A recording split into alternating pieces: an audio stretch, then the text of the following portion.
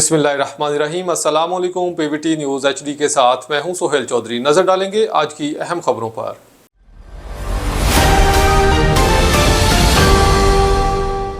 हारून अब्बास से मलक मुश्ताक अहमद खिलजी की रिपोर्ट के मुताबिक वफाकी मौसम के फैसलों पर अमल दरामद में ताखीर हरगिज न करें। सैयद फजल रजा रिजवी वफाकी मौसम के असिस्टेंट डायरेक्टर सैयद फजल रजा रिजवी की शानदार कारकर्दगी 25 लाख रुपए से जायद का रिलीफ मुहैया किया गया।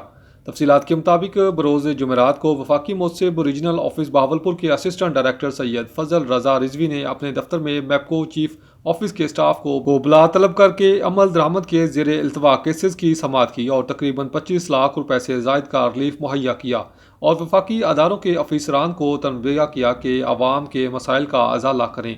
लापरवाही करने वाले अफसरान और अमला के खिलाफ कानूनी कार्रवाई करने के इख्तियारात मौजूद हैं। शिकायत करनेदगान से टेलीफोन पर बात करके इनको रिलीफ के बारे में आगाह किया, जिस पर साइलिन ने खुशी का इजहार किया और सैयद फजल रजा रिजवी और वफाकी मौसम एजाज अहमद कुरैशी का शुक्रिया अदा किया।